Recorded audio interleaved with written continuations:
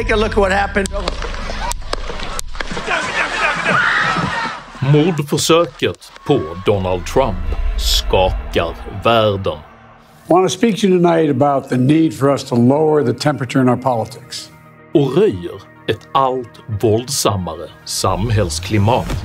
Makes me want to punching him. Should have punched him in the face. And punch him in the face. Punch him in the face. Vem bär ansvaret för denna utveckling? Varifrån kommer de flesta explicita våldsbudskapen? Put a bullet in Donald Trump. Take him out now. She wanted the president to be assassinated. You know how to do it right. Och vad händer med ett samhälle som tillämpar dubbla måttstockar rörande våld, beroende på vem det riktas mot? Well, it's a shame the person missed. If Trump is involved, it's a fraud. Dessa frågor tar jag upp i veckans video om hatet mot Trump. Jag har varken skygglappar eller arbetsgivare och min videoproduktion är därför helt beroende av ert frivilliga stöd via något av betalningsalternativen här nedanför. Jag vill därför rikta ett stort tack till alla de av er som bidrar så att vi tillsammans kan fortsätta att påverka den svenska samhällsdebatten. Idag talar jag om val, värderingar och om våld. Häng med!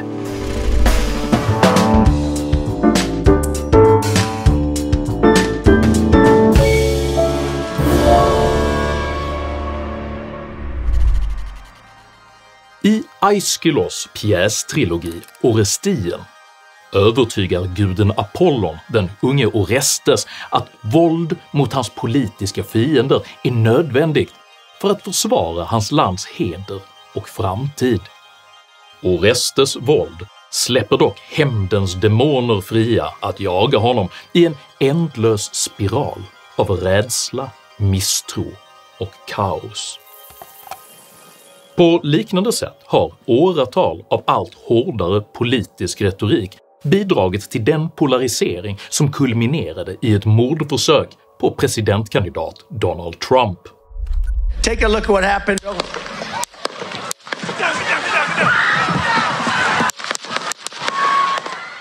President Joe Biden gick omedelbart ut och tog avstånd från mordförsöket och ställde krav på att sänka den politiska konfliktnivån. I want to speak to you tonight about the need for us to lower the temperature in our politics.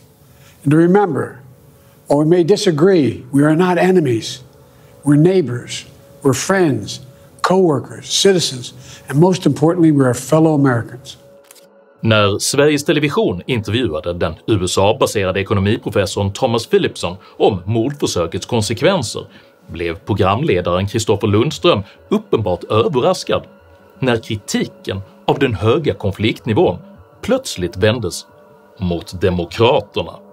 There's been very high sort of rhetoric, and I think it's going to come down now, obviously, with this. This is almost like a 9/11 moment in the US in the sense that both sides sort of come together. Do you think that that actually will be something that Trump keeps up all the way until the election, the actual election? Well, I think what has happened is not Trump, it's, the opposite side who's claimed this, he's a threat to democracy, even though he has an overwhelming lead in the polls and the people want to elect him, essentially. So these bizarre claims that he's the new Hitler, etc., I think has generated this very, very sad event. But I mean, when it comes to who's attacking who, everything is disputed, though, isn't it?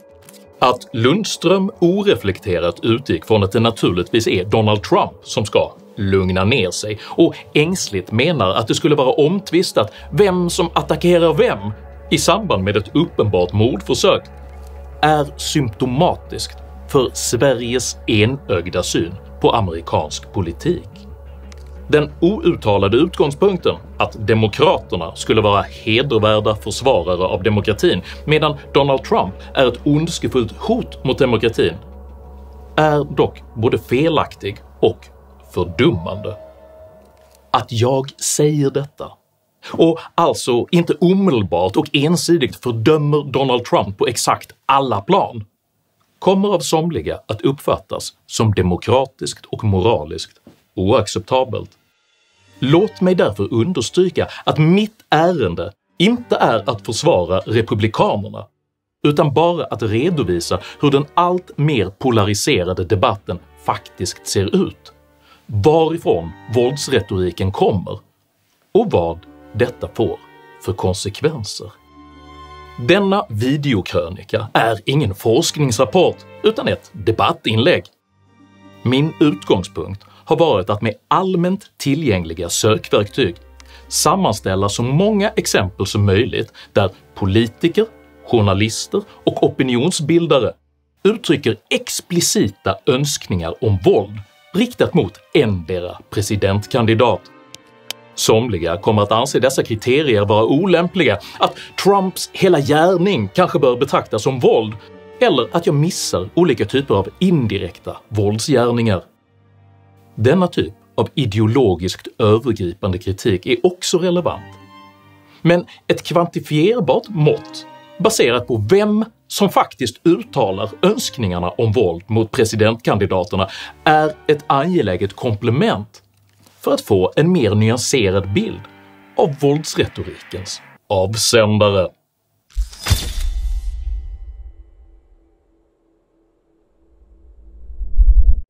I upptakten till valrörelsen 2015 sa den amerikanske politiske strategen Rick Wilson att man måste sätta en kula i Trump. They're still going to have to go out and put a bullet in Donald Trump, and that's a fact. Under valrörelsen 2016 sa dåvarande vicepresident Joe Biden vid upprepade tillfällen att han ville slå skiten ur Trump bakom skolgymmet. Press always asks me, don't I wish I were debating him? No, I wish we were in high school I could take him behind the gym. That's what I wish. If we were in high school I'd take him behind the gym and beat the hell out of him. Samma år sade sig den demokratiske senatorn John Tester vilja slå Trump i ansiktet. I think you need to go back and punch him in the face. 2017 sade sig den demokratiske politikern Maxine Waters vilja take Trump out, vilket är ett amerikanskt uttryck för att antingen vilja döda eller inkapacitera någon. I will go and take Trump out tonight. 2018 frågade sig den dåvarande talmannen Nancy Pelosi varför det inte var upplopp i hela landet sedan Trump tillträtt som president, vilket följdes av en önskan om att slå honom medvetslös. I just don't even know why there aren't uprisings all over the country, and maybe there will be. Now he comes, I'm going to punch him out. This is my mom. I would pay to see that. I'm waiting for this. Samma år skrev senator Maria Chappelle Nadal på Facebook att hon ville att Donald Trump skulle mördas. A Missouri state lawmaker is in hot water after posting on Facebook she wanted the president to be assassinated. Samma år uppmanade även MSNBC-ankaret Nicole Wallace till att slå Trump i ansiktet. I told Jeb Bush after that debate that I thought he should have punched him in the face. 2020 sa även den demokratiska presidentkandidaten och senatorn Elizabeth Warren att hon ville take Trump out, ett uttryck som alltså betyder att antingen mörda eller inkapacitera någon. He is one dangerous man and we need to take him really seriously. Take him out now. Samma år sa sig även den demokratiska senatorn Cory Booker att vilja ge Trump på käften. My testosterone sometimes makes me want to feel like punching him. Samma år publicerade även den demokratiska politikern Cynthia Johnson ett hotfullt videoinlägg där hon bland annat varnade Trump och hans anhängare för att röra sig oförsiktigt och uppmanade soldater att låta dem betala. This is just a warning to you Trumpers. Be careful. Walk lightly. We ain't playing with you. Enough of the shenanigans. Enough is enough. And for those of you who are soldiers, you know how to do it. Do it right. Be in order. Make them pay. Parallellt med detta har otaliga kändisar, artister och skådespelare återkommande använt sina stora publikplattformar för att uttrycka explicita våldsbudskap riktade mot Donald Trump. Skådespelaren Johnny Depp insinuerade att han ville lönnmörda Trump. Can we bring Trump here? When was the last time an actor assassinated a president? Efter att Trump vann valet 2016 sade sig artisten Madonna vilja spränga Vita huset. Yes, I have thought an awful lot about blowing up the White House. 2017 sade sig skådespelaren Robert De Niro vilja slå Trump i ansiktet. I'd like to punch him in the face. Samma år poserade komikern Kathy Griffin med en attrapp av Donald Trumps avhuggna huvud. Och året efter efterfrågade Broadway-legenden Carol Cook Abraham Lincolns mördare när hon tillfrågades om Trump. Where is John Wilkes Booth when you need him? Och bara dagar efter mordförsöket på Donald Trump önskade en av artisterna i skådespelaren Jack Blacks band Tenacious D inför publik att nästa mordförsök på presidenten inte skulle misslyckas. Make a wish, Canada! Don't miss Trump next time! När jag tillämpat samma avgränsningar och sökningar för att hitta republikanska önskningar om våld riktade mot president Joe Biden är det betydligt svårare att hitta någonting alls. Ett exempel är dock att Trump har delat en osmaklig bild där Joe Biden ligger bunden i en bil. Trump posted a video on Friday, this one, featuring an image of President Joe Biden hog-tied on the back of that pickup truck. The Biden campaign is blasting the post as inciting political violence. Detta är både klandervärt och omdömeslöst, men jag har inte kunnat hitta ett enda klipp där Donald Trump eller någon annan republikansk politiker personligen och direkt uttrycker önskemål om våld riktat mot president Joe Biden. År 2023 hånade förvisso Donald Trump Nancy Pelosis våldsdrabbade make på ett mycket smaklöst sätt. And we'll stand up to crazy Nancy Pelosi who ruined San Francisco. How's her husband doing, by the way? Anybody know? Utöver denna omdömeslösa vulgaritet förekommer dock mest grovkornigheter och politiska olämpligheter. Att kalla Hillary Clinton för “Crooked Hillary” och skandera “Lock her up” är förvisso både plumpt och ovärdigt, men det är inte våldsförhärligande. Att kalla Biden för “Sleepy Joe” är elakt, men inte ens konfrontativt. Faktum är att jag måste frångå min kriteriemodell om politikers, journalisters och opinionsbildares explicita våldsönskningar riktade mot endera presidentkandidat för att hitta någonting som är mer substantiellt. 2021 reprimanderades till exempel den republikanske politikern Paul Gosar för att ha publicerat en animerad video där han själv sablade ner den demokratiske politikern Alexandria Ocasio-Cortez. Gosar posted the roughly 90-second video Sunday afternoon, and it was an altered version of a Japanese anime series. In one scene, Gosar's character is seen striking the one made to look like Ocasio-Cortez in the neck with a sword. In a tweet Monday night, Ocasio-Cortez referred to Gosar as a, quote, a creepy member I work with. Ett angränsande fall är hur den nu fängslade mediestrategen Steve Bannon år 2021 menade sig vilja halshugga statsepidemiologen Anthony Fauci. I'd actually like to go back to the old times of Tudor England. I'd put the heads on pikes, right? I'd put them at the two corners of the White House as a warning. Detta är naturligtvis ett helt oacceptabelt sätt att uttrycka sig på. Men det är inte en explicit våldsönskning riktad mot president Joe Biden. Jag har säkerligen missat flera exempel och påstår på inget sätt att min lista skulle vara komplett. Men med allmänt tillgängliga sökmetoder förekommer faktiskt betydligt fler explicita våldsönskningar som vänsterpolitiker, journalister och opinionsbildare riktar mot president Trump än omvänt. Denna bild styrks även av en aktuell undersökning vid University of Chicago som visar att stödet för våld mot Trump är väsentligt större, 10% av alla vuxna amerikaner, än stödet för våld för Trump, 6,9% av vuxna amerikaner. I know you worked on a national survey a while back that found 10% of adults said they agree that use of force is justified to prevent Donald Trump from becoming president. Explain that for us. What did you make of those results at the time, and what do you make of them now in the wake of yesterday's assassination attempt? So that survey was done at the end of June, so just literally 2 weeks ago. And immediately once we analyzed the data, we started to take it to law enforcement because the implications were fairly straightforward, which is we had to be concerned that there would be violence, possibly even directly against Donald Trump.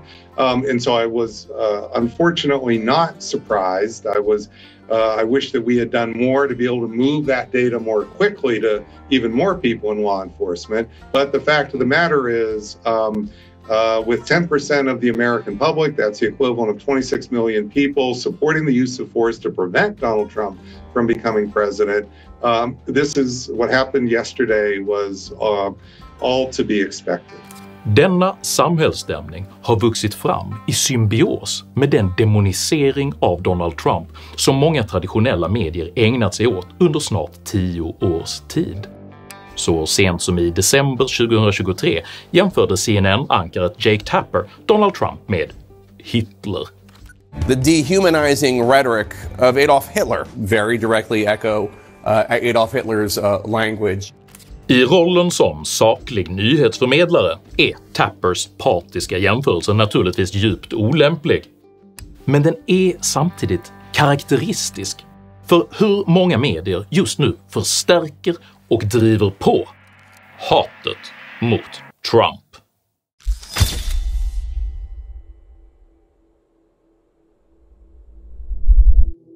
Direkt efter mordförsöket på Donald Trump satte CNN inledningsvis rubriken “Secret Service för Trump av scen efter att han trillar på valmöte”. Detta följdes av Washington Posts rubrik “Trump lämnar valmöte på grund av höga ljud”, varefter CNN konstaterade “Trump skadad på valmöte”. Även när det stod klart att det faktiskt rörde sig om ett mordförsök fortsatte CNNs ankare Wolf Blitzer att ifrågasätta detta som en osannolik teori. Now, if someone is shot with a bullet that pierces the upper part of your right ear, wouldn't that bullet also continue onto someone's skull and create a much more dangerous situation?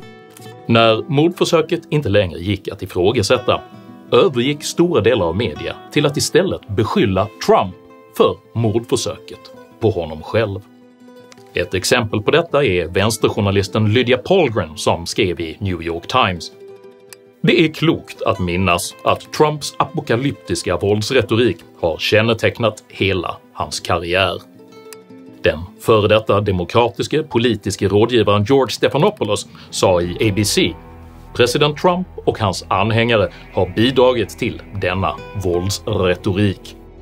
På samma linje skrev The Atlantics journalist David Frum “Nu har blodspillan Trump har gjort så mycket för att uppvigla mot andra nått honom själv”. Jag säger det om och om igen. Mitt ärende är inte att försvara republikanerna. Men att direkt efter ett mordförsök beskylla det offer som de själva demoniserat i nära 10 års tid för dådet är inte bara skamlöst utan rent hyckleri.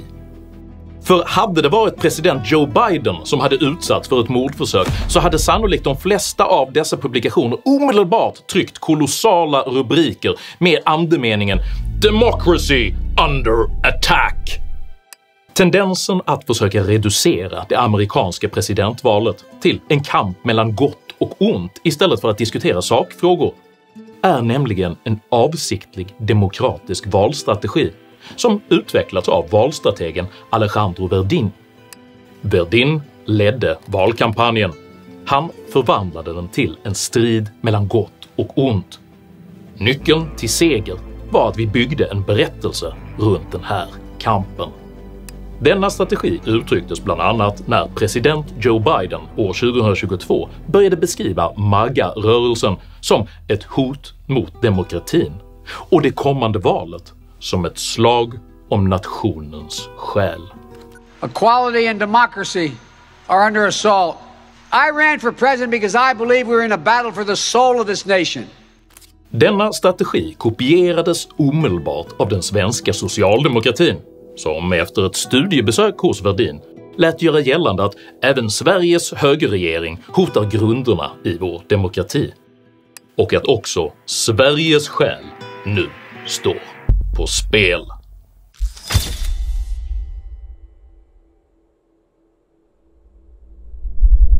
Det är angeläget att inte jämföra Sveriges nuvarande situation med USA.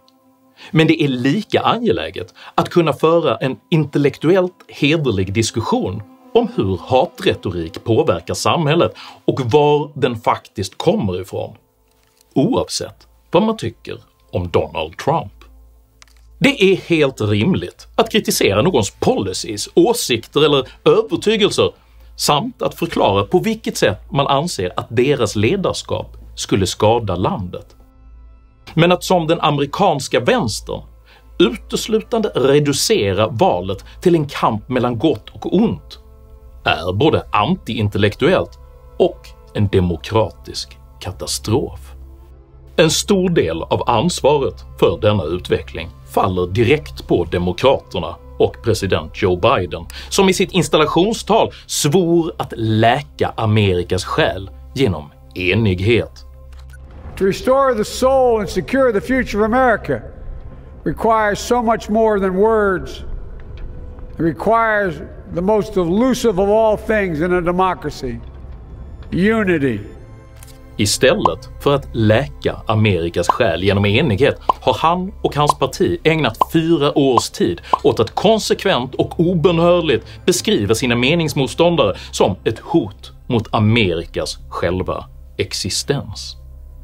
Den amerikanska vänstern har genom detta fördjupat splittringen, drivit på polariseringen och höjt konfliktnivån i amerikansk politik genom kanaler, kontaktytor och medier med enormt mycket större påverkanskraft än vad den rurala MAGA-rörelsen kan uppbåda.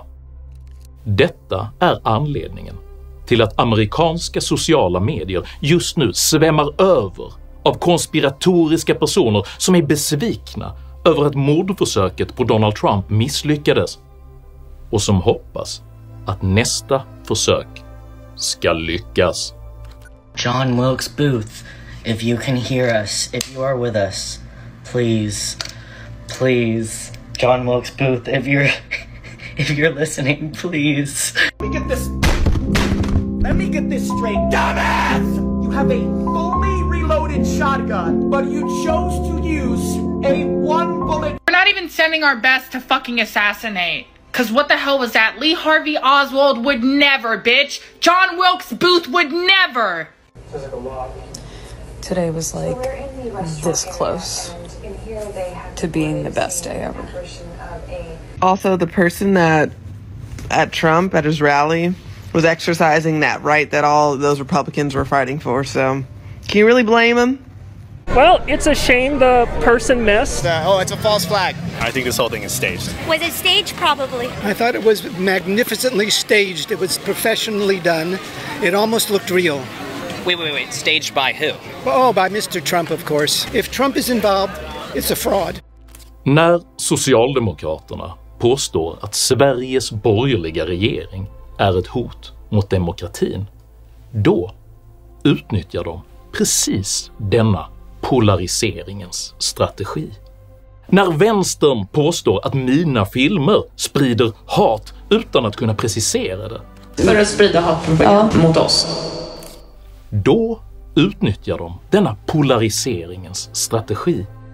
Och när aktivister påstår att deras meningsmotståndare alla är fascister, nazister och antidemokrater, istället för att bemöta deras argument, då utnyttjar de denna polariseringens strategi. och då är det fara och färde för vårt land. Givet att Sverige tenderar att spegla USA bör därför den svenska vänstern nu ta sig en rejäl funderare på vad denna allt hetskare smutskastningsretorik riskerar att få för verkliga konsekvenser. För som den plågade Orestes i Orestien lär oss, så lät inte hämndens demoner honom vila förrän han upprättade ett nytt moraliskt samhällskontrakt baserat på rättsprinciper och demokratisk ryggrad.